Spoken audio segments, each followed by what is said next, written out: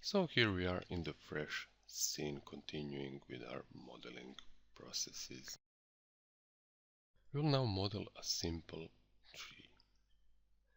So prior to this modeling, I was talking about subdividing or adding detail to mesh in Cinema 4D. So let me just clarify what this does. So if I create a simple cube, let's say I add some segments to it, for example, let's say 2 segments, and I hit C. Now there is a special object in Cinema 4D called HyperNURBS object. So now if I create this HyperNURBS object, it will appear in Object Manager just as any other object, and I want this cube to be a child of that HyperNURBS. Watch what happens. Well, suddenly we have an instant change in our geometry. Basically what happened is that if we enable these Gouraud shading lines, you'll see that our cube has gained much more geometry. But you see this little, we can turn this off and our cube jumps back to normal. So HyperNURBS, if you see under attributes, is a way of subdividing and adding automatic detail to an object. Okay? So for example, if I increase this to 3, you will see it added more detail to object. Let me decrease that back to 2. So what does that mean? That means that you could actually work with a lower amount of geometry. See these blue lines? Those are your original edges. And these somehow light gray blue lines are additional edges formed by this HyperNURBS object. Well, any object that generates something on polygon objects or any other object is called a generator, and you can switch generators on and off by pressing the Q key on your keyboard. Okay, so if you have some object and it's a child of that generator, just press Q to disable it and vice versa to enable it. Currently Cinema 4D shows all that new geometry, which can be a little bit distracting. Okay, so if you want to see only your original geometry, you should enable under display menu this isoparms option. Okay, if you enable that, you'll just see the original edges, but the representation of the object when HyperNURBS is active will stay. So if I press, for example, Q, I will turn it off, and you will see the same amount of geometry. Okay, that additional edges and points will not show. So this would basically mean you can, for example, manipulate the low polygon version of the object and instantly have a smooth high polygon object updated. So for example, you can now see how this can simplify your modeling process where you are modeling something, let's say organic. So you're basically working, just disable that generator with my Q key on the keyboard, and I'm working on low polygon cube, and if I enable that generator, I'll get a highly detailed smooth surface I can work on. Okay, this is really extremely powerful because this will simplify your modeling process. Now you can always, for example, be satisfied with your with your manipulation and hit C on your keyboard, and this will mean that this object will become will get all information that hyperNURBS object added to it. So now you don't have an option to turn off that hyperNURBS object, which is really bad because now you have to work with all this geometry. Okay, so you can undo that, and this hyperNURBS can help you model many things. Okay, well, some of you might ask, but what if I want this edge to be sharp? Well, you can weight hyperNURBS. By weighting meaning how much of the influence this hyperNURB generator will have.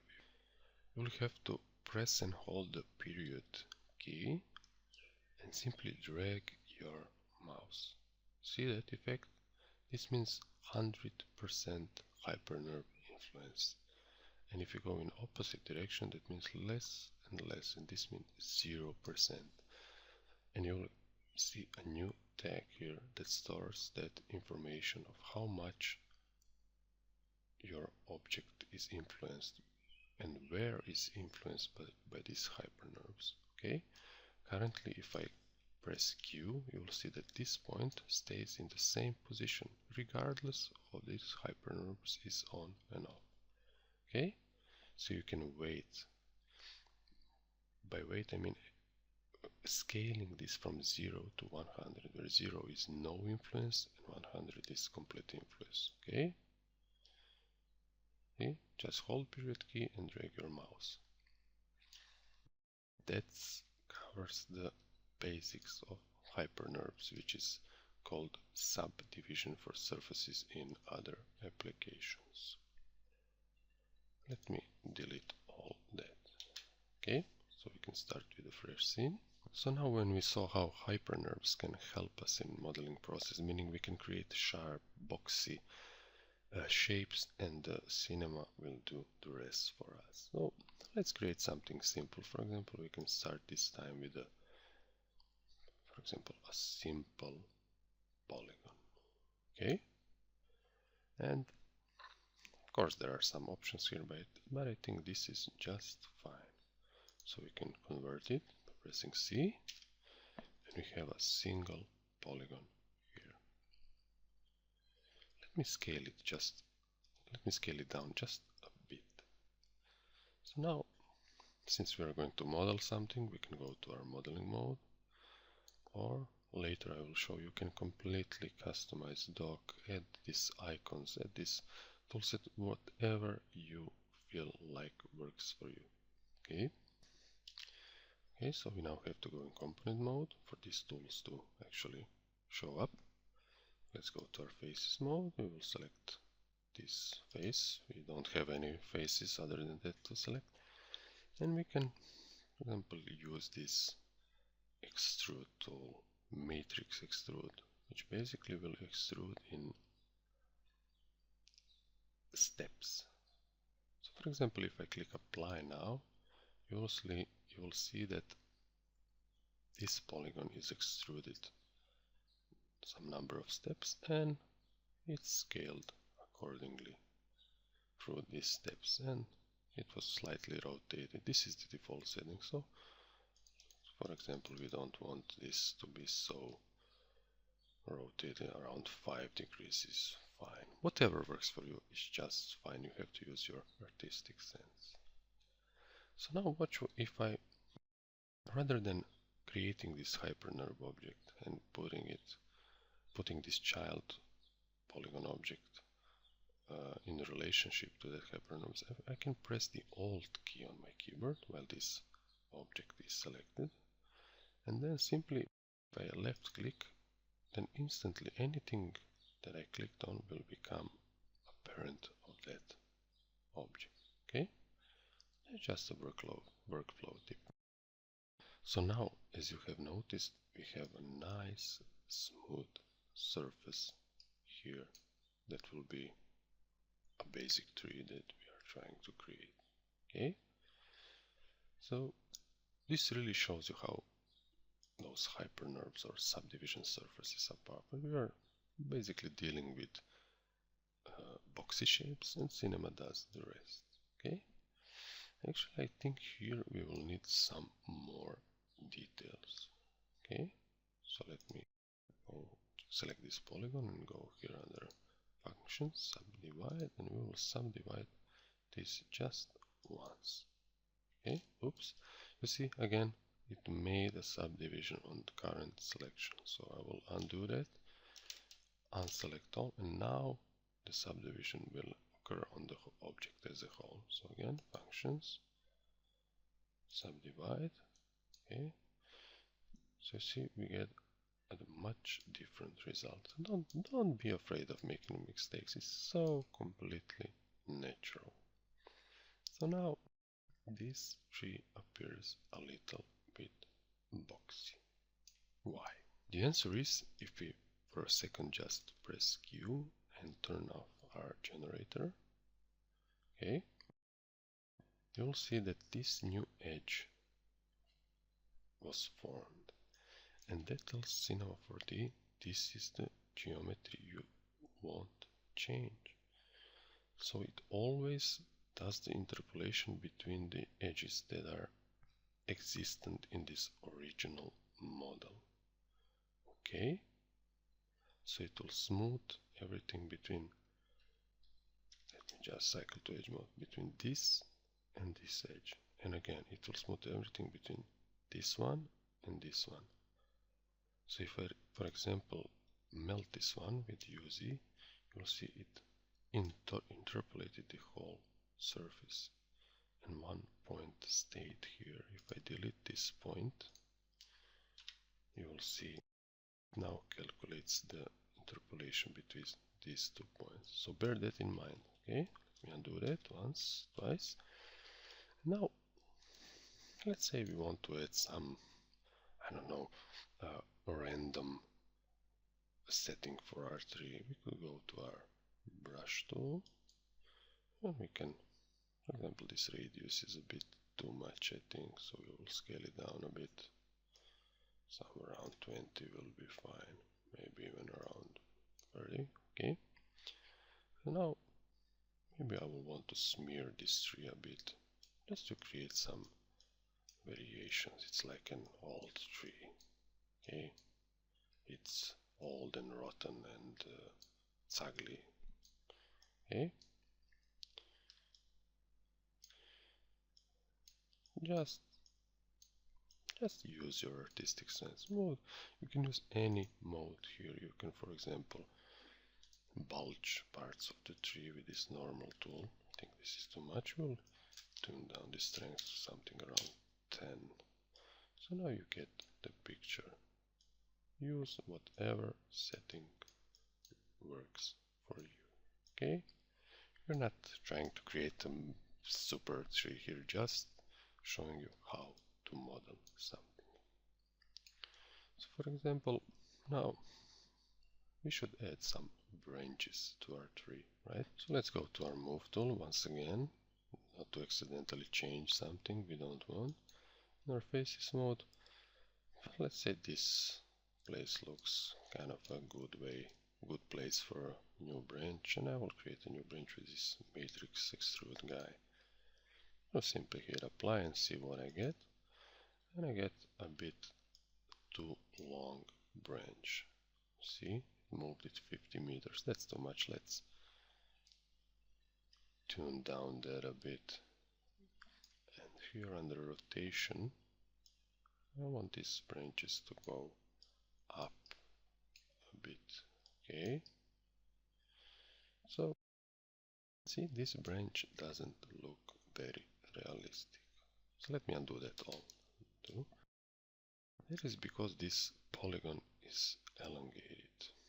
So if you want to have neatness, want this branch to look really nice, we should utilize the knife tool in our loop mode, and we will, you see, if I now do the cut only, let me just turn off the generator, then the loop will occur only where the selection is. So it means restrict the selection. We don't want it. We want the loop cut all around the base of the tree. Okay, we can do that. So we can, for example, turn this off, or we can simply deselect all. And now we can, for example, place our cut here. Okay, and now let me select these two faces, and I will turn this generator on again. Now if I do a matrix extrude, you will see that my branches are actually two branches, and matrix extrude guy is designed to work on a single face, and that is a bit of a problem, but we can solve that. There is a trick to it. Okay, so we will undo that, and now we shall delete those faces. Hit delete, and currently we have a hole. Let me turn off this generator just to see much clearly what happens. So now you can close polygon holes in Cine4D with this nice close polygon holes tool. Okay, so now we have a single face and we have an angle. I know I said I hate angles, but I like them in this situation because they will behave as this is a single face, which is exactly what we need for our matrix extrude guy. Okay, so let me enable the generator, and I will run the matrix extrude again. So I'll apply, and now we have one branch. Okay, if I turn off the generator, you will see that Cine4D is smart enough to automatically create that inner edge, and the only thing that is left to us is this little guy here. So we learned that in previous lesson we can go functions and move angles, but what I really like to do is to activate my knife tool, and in my line mode I simply do the cut manually, because the knife tool will snap to points and edges automatically. Okay, this way I have much more control on what's going on. So you get the picture. We are turning the generator to hyper NURBS again, and you can see we can build our branch system as we want. And there is a nice little feature. For example, when you are selecting polygons, you can select polygons with your move tool individually or with your live selection tool, but sometimes you will want to select them individually. You just have to adjust this radius to be a little smaller, and you will be able to select them by one. So if you hit this matrix extrude once again, you'll get an additional branch. Okay, and you can set them any way you like. You can even lower the number of steps that is not needed. You can even rotate it a bit naturally, and you get the picture. Okay, so instead of watching me modeling this tree and adding more and more detail and more branches, I really encourage you to build your own, to experiment with those tools. Maybe you will, for example, want to activate this magnet tool. Again, this magnet tool works only on what is currently selected. So now it will move just this face. Okay, if you want it to move the all, to affect all, you just have to deselect all, and now you can manipulate that object any way you want. You see this now? It manipulates all that branches. Let me undo that. But what if I want to manipulate all? For example, with a lower radius. Beware, when you hit enter on your keyboard, it is same as you have hit apply. It's a live tool. So undo. What if I want to affect only this branch? You see, I want this branch to stay intact, or this bottom part of the tree to stay intact, there is a surface option here. So it means only this what is connected by a surface. It's really logical. Try it out. Okay. So we modeled our first simple display and a simple, well, not a whole tree, but let's say just a starting point to see how would you model something. Okay. I think that wraps it up for simple modeling task. We will continue with another lesson, and we will come back to the modeling task with some more complex stuff. Okay, see you in the next lesson.